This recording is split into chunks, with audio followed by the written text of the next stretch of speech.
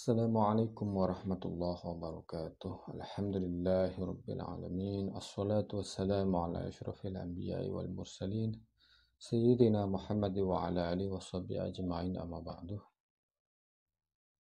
Puji syukur kita berkesempatan untuk melanjutkan pembacaan dan kajian kitab Kimia Kebahagiaan atau Kimia Us-Sa'adah karya Hujjatul Islam Al-Ghazali,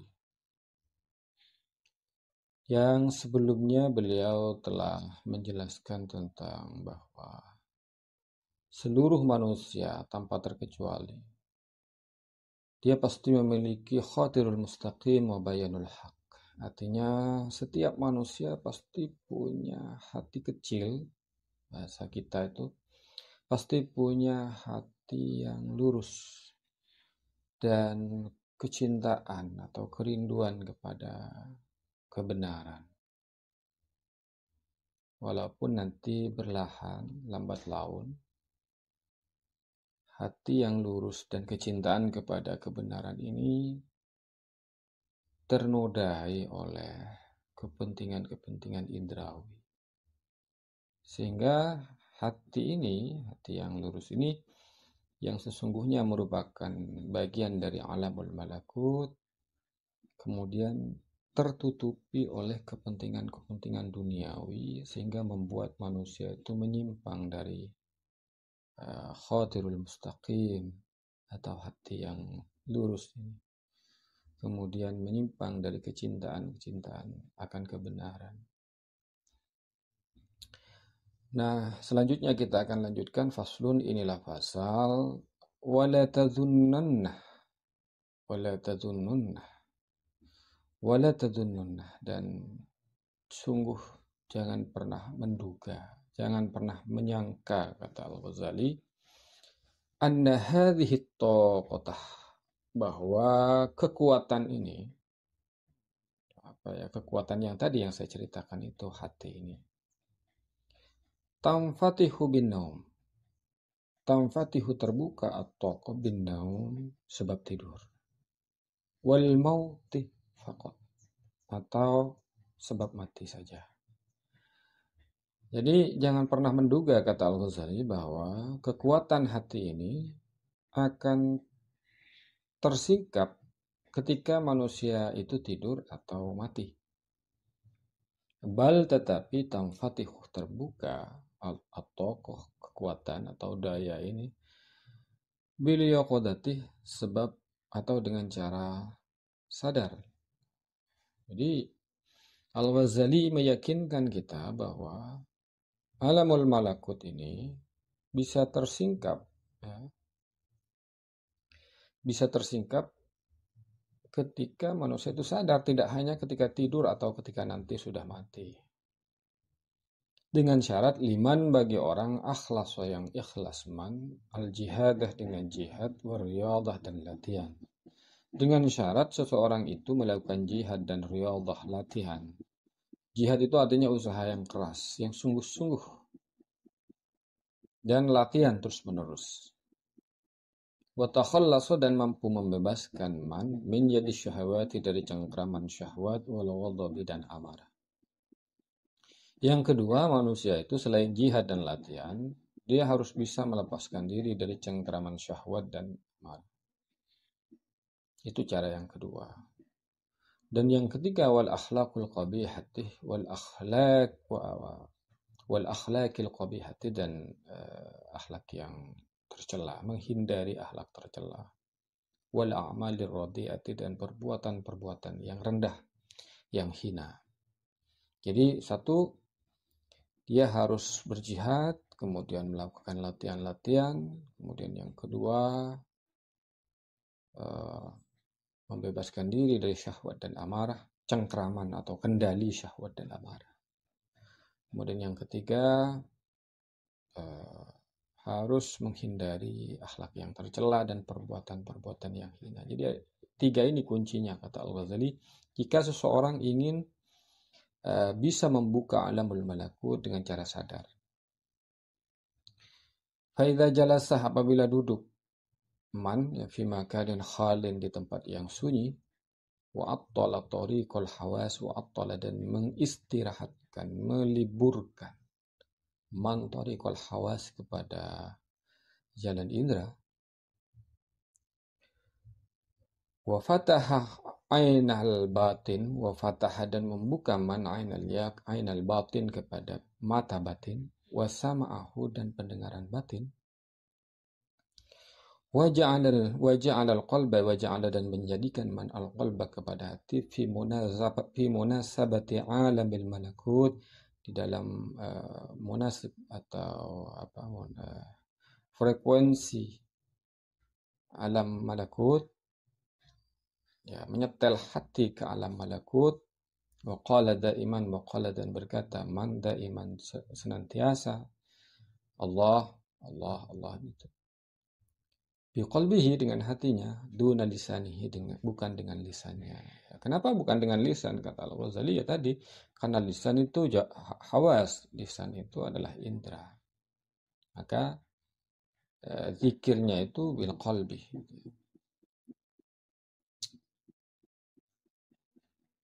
Ila ayyasirah, ila sampai ayyasirah menjadi ya, la khabar ma'hu, tidak ada informasi ma'hu beserta indra,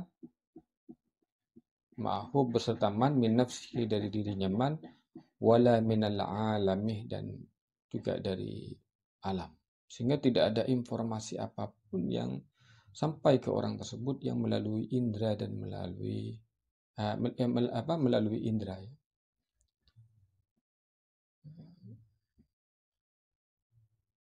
Tidak ada informasi apapun yang sampai kepada dirinya, baik tentang dirinya atau tentang alam ini melalui jalan indra. Jadi Al-Ghazali itu beliau itu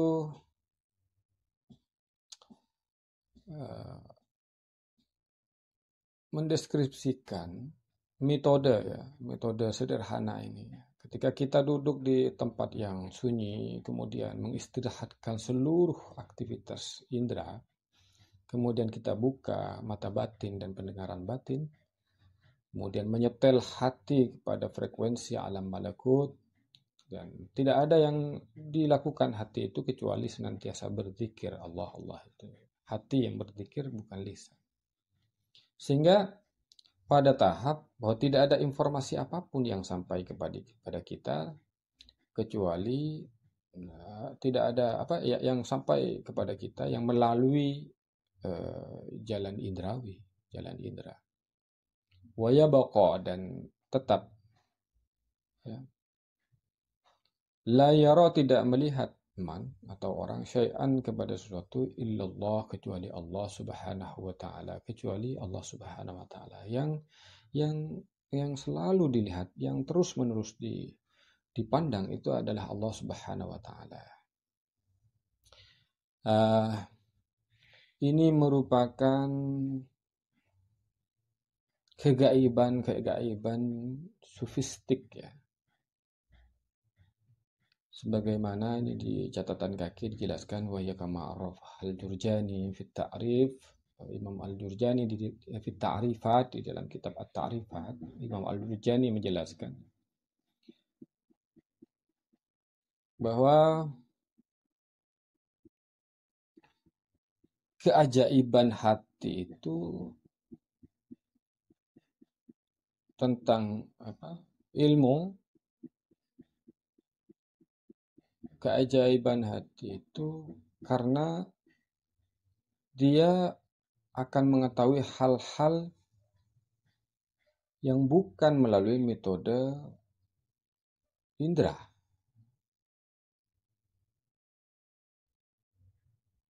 Jadi ghaibatul qalbi an ilmin ma yajri min ahwalil khalqi.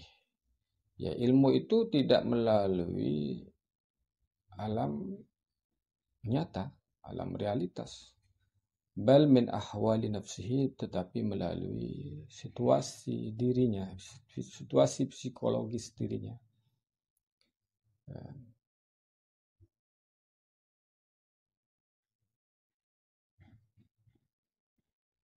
Jadi beliau mencontohkan di sini, orang itu akan sulit mempercayai ilmu ini karena ilmu ini memang sulit untuk dijelaskan dan dia akan diperoleh atau dimengerti ketika orang itu mengalami. Beliau mencontohkan di sini dalam kisah yang sangat terkenal Sulaikha, ya.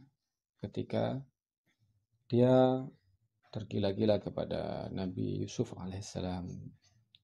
Nah, Sulaikha itu ketika jatuh cinta atau tergila-gila kepada Yusuf itu mendapatkan cacian, ya, mendapat hinaan dari perempuan-perempuan Mesir waktu itu karena dia mencintai laki-laki lain. Nah, Sulaiha itu nggak bisa, sulit menjelaskan kepada perempuan-perempuan Mesir itu tentang situasi kecintaan dirinya, kecintaan hatinya kepada Yusuf itu. Maka kemudian Sulaiha mengambil jalan bagaimana perempuan-perempuan Mesir itu bisa mengalami juga. Disediakanlah buah-buahan, disediakanlah kemudian pisau yang tajam. Setelah mereka asik mengupas buah-buahan itu, melalui Yusuf dikeluarkan, diminta keluar untuk lewat di depan perempuan-perempuan Mesir. Dan tanpa sadar mereka tidak mengupas buah-buahan itu, tapi justru mengiris tangannya mereka sendiri. Ini bukti bahwa suasana hati, suasana mahabbah di dalam hati itu memang tidak bisa diceritakan dan tidak bisa dideskripsikan secara lisan atau melalui deskripsi ilmiah kepada orang lain. Dia hanya bisa dialami atau dirasakan oleh orang yang sama-sama mengalami. Infatahat, maka akan terbuka tilka tokoh, kekuatan tersebut. Nah, kalau semua ini dijalani, maka kata Al-Ghazali, daya tersebut itu akan tersingkap, akan terbuka.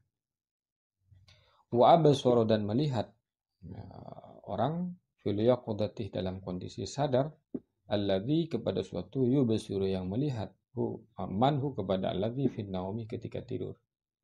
Jadi dia akan melihat apa yang biasanya bisa dilihat di dalam tidur.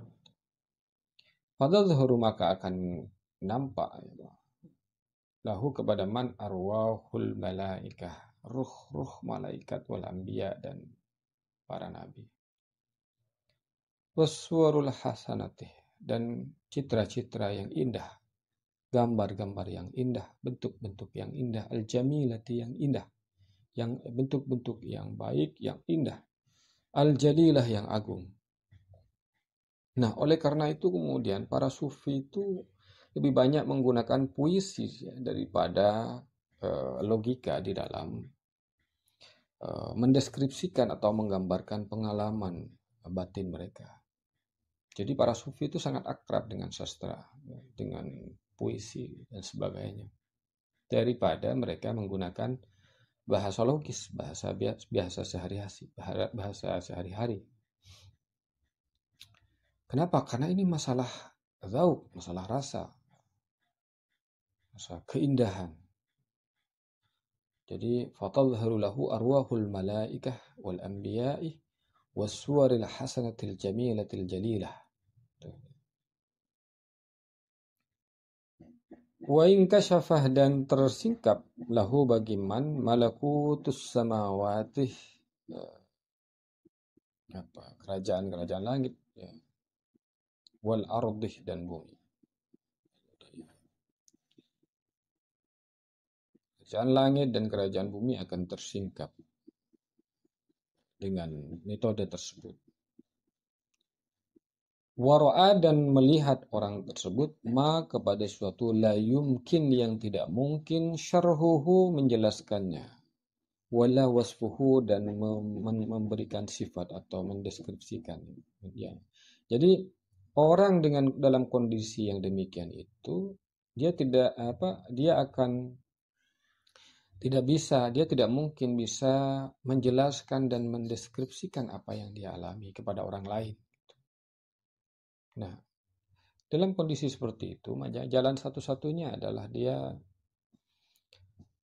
menggambarkannya dalam kata-kata yang sifatnya syatohat atau bahasa-bahasa yang bersifat majaz gitu. Bukan hakiki. Seperti sholawat yang biasa kita kenal, sholawat nariyah yang dikenal dengan sholawat nariyah. Itu kan merupakan ungkapan kecintaan atau kondisi mabuknya hati kepada kecintaan kepada Rasulullah. Nah, kalau diberi makna yang hakiki, nanti orang menyebutnya dengan musyrik, karena isi dari sholawat nariyah itu kalau dimaknai secara hakiki ya sepertinya Nabi itu melampaui posisi Allah begitu. Sepertinya dalam bahasa yang hakiki, dalam pengertian hakiki. Tapi dalam pengertian puitik, dalam pengertian sastra, tidak demikian. Karena itu adalah bahasa lupa diri ya, bahasa kecintaan seseorang kepada nabinya begitu, kepada kekasih Allah. Kama sebagaimana qala an-nabiyyu, qala bersabda an-nabiyyu Nabi sallallahu alaihi wasallam, zuwiyat jumiat, kalau zuwiyat digabungkan, dikumpulkan li kepadaku al-ardu bumi, faru'aitu maka saya melihat masyarikuha, faru'aitu masyarikuha, timur wa magharibaha, dan baratnya bumi. Jadi dalam kondisi seperti itu orang itu akan perspektif seseorang itu akan sangat luas, tidak terbatas. Bagaimana Nabi itu mengalami zuwiyat li al-ard. Fara'aitu masyariqaha wa magharibaha. Nabi itu menggambarkan ketika dia mencapai penglihatan ini, sepertinya bumi itu kemudian dikerutkan atau dikumpulkan sehingga ufuk barat dan ufuk timur itu bisa dilihat oleh Nabi.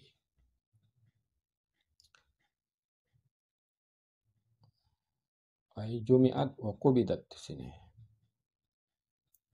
Wa qala Allah azza wa jalla, wa qala dan berfirman Allah azza wa jalla, wa kadzalika nuri Ibrahim. Wa kadzalika nuri Ibrahim malakutis samawati wal ardh. Wa kadzalika, dan demikian itu, nuri memperlihatkan Allah Ibrahim kepada Nabi Ibrahim malakutis samawati wal ardh, kerajaan langit dan bumi. Al-An'am 75.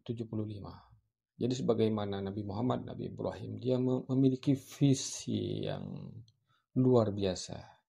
Visi tentang universalitas atau totalitas ya, seluruhan, seperti dialami oleh Nabi Muhammad, Nabi Ibrahim, yang bisa menyaksikan kerajaan langit dan bumi. Kenapa? Lianna ulumal anbiya, karena ilmu-ilmu para nabi alaihimussalam kullaha, seluruhnya, kanat min hadat tariq, semuanya melalui metode ini.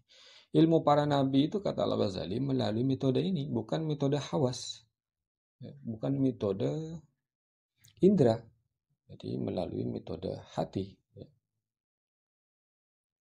Ilham min sabilil ilham. La min tariqil hawas, tidak melalui metode indrawi. Nah ini. Jadi seluruh ilmu para nabi itu melalui metode ilham, tidak melalui metode indrawi.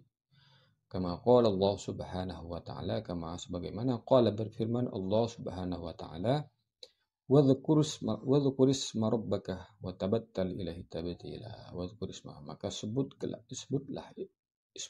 isma rabbika, nama Tuhanmu, wa tabattal, dan memohonlah atau berdoalah ilaihi kepada Rabbuka, tabtila, dengan sungguh-sungguh berdoa atau meminta.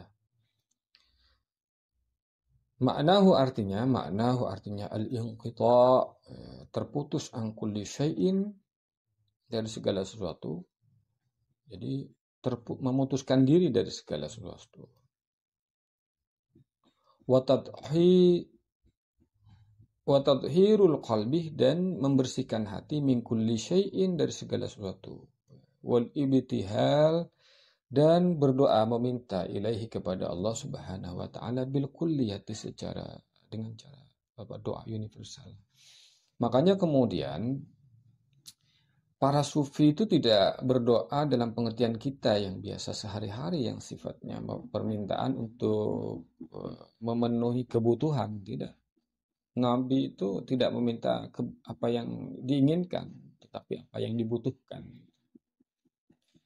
Karena para sufi itu, bagi para sufi, doa-doa yang doa-doa yang sifatnya egoistik itu tidak perlu dan tidak akan dikabulkan. Yaqbalu doa min qalbin lahin, la yaqbalu doa min qalbin lahin. Doa itu tidak akan bisa diterima dari hati yang lain, yang lalai. Walakin yaqbalu doa min qalbin salim, tetapi doa itu akan diterima jika dia muncul dari hati yang damai. Wa qalbun salim la yad'u. Dan hati yang damai itu tidak akan meminta yang aneh-aneh, gitu ya. Itu korelasinya mungkin dengan apa yang dikatakan oleh Ibnu Athaillah, idfin wujudaka fil artil khumul, gitu ya. Jadi manusia itu seharusnya dia menguburkan dirinya di tanah kesunyian, tidak usah meminta-minta, karena percuma minta juga. Pasti nanti pada ujung doa itu dihapus juga oleh doa sapu jagat yang kita kenal itu, Rabbana atina fid dunya hasanah wa fil akhirati hasanah wa qina adzabannar. Jadi setumpuk permintaan yang bersusun-susun dari awal itu, minta mobil, minta rumah, minta istri, minta anak dan sebagainya, pada akhirnya itu akan disapu bersih oleh doa pemungkas, Rabbana atina fid dunya hasanah, yang disebut dengan doa sapu jagat itu. Kenapa disebut sapu jagat? Karena membuang hal-hal yang tidak penting dari doa itu. Rabbana, ya Tuhan kami, atina fid dunya hasanah, berikanlah kepada kami di dunia yang baik, wa fil akhirati hasanah, dan di akhirat yang baik, wa qina adzabannar. Jadi yang kami minta yang tidak baik ya buang saja. Itu kan sebenarnya makna dari doa sapu jagat. Makanya disebut di sini wal ibtihalu ilaihi subhanahu wa ta'ala bil kulliyah, dan meminta atau berdoa kepada Allah dengan permintaan yang universal, kulliyah. Wa huwa tariqus sufiyah, wa huwa, adapun apa namanya, tariqus sufiyah ini ya, wahad bahwa tariqus sufiyah fi hadas zaman, bahwa adapun cara yang ini nih, tariqus sufiyah adalah metode para sufi fi hadas zaman, di zaman ini, kata Al-Ghazali, ya, pada zamannya Al-Ghazali. Wa amma tariqut ta'lim, adapun metode taklim, pengajaran, ada deskripsi, ada definisi di situ, ada eksplanasi, penjelasan. Fahuwa tariqul ulama, itu merupakan metode ulama. Ya, metode pada umumnya yang mayoritas kita lakukan sekarang ini. Dan Al-Ghazali pantas mengatakan ini karena Al-Ghazali tidak hanya seorang irfani, ya, tidak hanya orang yang mencari ilmu melalui cara irfan, intuisi, atau apa namanya tadi, cara-cara sofistik, tapi dia pernah menjalani juga metode ulama. Apa yang dialami Al-Ghazali sangat komplit memang, karena tasawuf itu adalah pilihan beliau yang terakhir. Sebelum itu beliau menekuni banyak disiplin ilmu, termasuk ya filsafat, fikih, ilmu kalam, dan sebagainya itu. Nah, apa namanya, keberpalingan Al-Ghazali dari berbagai disiplin itu karena satu kecelakaan, ya, kecelakaan kecil ketika beliau melakukan aktivitas diskusi dengan beberapa orang dan beliau menjadi idola di tengah masyarakat pada waktu itu, di mana adalah Al-Ghazali, maka disitulah kemudian masyarakat mendatangi tempat itu. Jadi Al-Ghazali itu magnet pada masanya.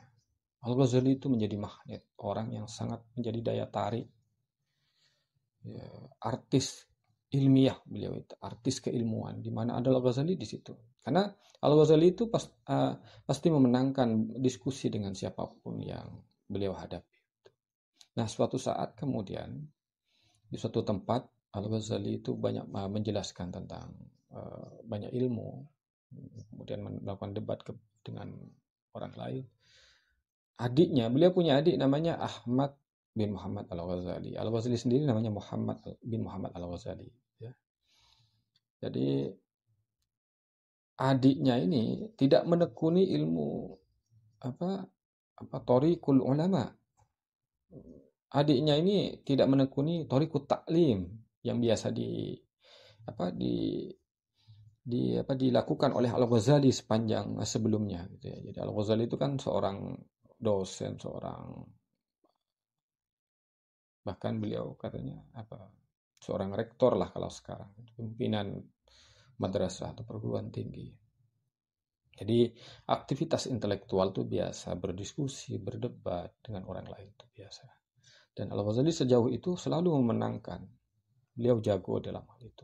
Nah, suatu saat ketika beliau telah selesai melakukan diskusi atau melakukan semacam halaqah ilmiah di depan publik, adiknya ikut melihat. Adiknya Ahmad Al-Ghazali itu ikut mengikuti kegiatan tersebut, dan setelah selesai Ahmad itu kemudian mengatakan kepada Al-Ghazali dengan nada yang sangat begitu ya, membuat Al-Ghazali tersinggung dan kemudian terketuk hatinya untuk memilih jalan yang ditempuh oleh adiknya. Ahmad Al-Ghazali ini mengatakan, kalau bahasa kita itu, duhai kasihan kau kakakku. Kenapa? Karena engkau itu pandai mengasah pisau, menajamkan pisau, sementara engkau sendiri nggak pernah tajam-tajam. Engkau pandai mengasah pisau, tetapi engkau sendiri nggak pernah tajam. Nah, dari komentar adiknya ini, Al-Ghazali kemudian tersadarkan bahwa apa yang dilakukan selama ini aktivitas intelektual, diskusi, perdebatan, munaqashah, ta'amul dengan murid dan masyarakat, itu menemui satu kebuntuan epistemologis yang dia kemudian putuskan untuk meninggalkan itu semua, karena ternyata sia-sia begitu apa yang dilakukan oleh Al-Ghazali. Thoriqah yang dijalankan oleh Al-Ghazali, thoriqah ilmiah bitaklim, itu dirasa oleh beliau itu tidak memiliki kontribusi apapun kepada keselamatan dirinya ternyata. Maka dia kemudian membuang seluruh atribut itu, dia lepaskan jabatannya sebagai pengajar dan pimpinan Universitas Nizamiyah pada waktu itu. Beliau kemudian melepaskan atribut itu, meninggalkan keluarganya, meninggalkan hartanya. Kemudian dia safar, dia berkelana. Nah, di tengah itu kemudian beliau melahirkan sebuah karya yang fenomenal yang sekarang kita sebut dengan Ihya Ulumuddin, kitab Ihya Ulumuddin. Jadi beliau pantas menjelaskan ini. Bukan metode para ulama, metode taklim, pengajaran, di mana melibatkan takrif, deskripsi, kemudian eksplanasi dan sebagainya itu. Wa hadhihi darajah, adapun level ini, derajat thoriqus sufiyah ini, al-kabirah yang agung, mustasiratun adalah rangkuman atau dirangkum min thoriqin nubuwah, dari metode para nabi, dari metode kenabian. Ilmu sufi ini, kata Al-Ghazali, adalah ilmu yang dilahirkan melalui metode para anbiya, para nabi, metode kenabian. Wa kadzalika, dan demikian juga ilmu auliya, ilmunya para wali. Li'annahu, karena sesungguhnya Li'annahu karena sesungguhnya thariqun nubuh ya. Waqa'ah datang terjadi fi qulubihim di hatinya para wali, para anbiya, para wali bila wasitotin tanpa melalui perantara media. Tidak ada media belajar mengajar di situ. Bila wasitotin min hadratil haqqih, ya langsung dari hadratul haq, dari Allah Subhanahu wa taala. Kama sebagaimana qala berfirman Allah Subhanahu wa taala, Bismillahirrahmanirrahim, atainahu rahmatan, atainahu kami memberikan kepada abdun rahmatan, kepada rahmat, min indina dari sisi kami, wa'allamnahu dan kami mengajarkan kepada abdun min ladunna dari sisi kami, ilmu. Nah, ini mungkin perlu klarifikasi ya, karena bagi Al-Ghazali thariqatus sufiyah atau ilmu huduri yang saya jelaskan sebelumnya itu bukan ilmu usuli, ilmu yang tiba-tiba datang tanpa perantara. Itu oleh Al-Ghazali diklasifikasi juga ilmu. Tetapi dalam konteks modern, dalam epistemologi modern, yang semacam ini tidak disebut ilmu, tetapi disebut pengetahuan saja, makrifah. Jadi ini memang perlu ada klarifikasi makna, klarifikasi istilah sebenarnya ya. Jadi ada ilmu yang tanpa proses belajar. Sebagian ulama menyebutnya ilmu huduri dan sebagian yang lain menyebut dengan ilmu laduniyah. Dari ayat ini, atainahu rahmatan min indina wa 'allamnahu min ladunna ilma, ladunna ya. Dari sisi kami. Kemudian diganti ladunni gitu. Jadi ada ilmu ladunni itu yang tiba-tiba dia mengalami visi pengetahuan yang begitu sempurna, begitu komplit, begitu luas, tanpa proses belajar dan mengajar. Oleh karena itu, para sufi di dalam menempuh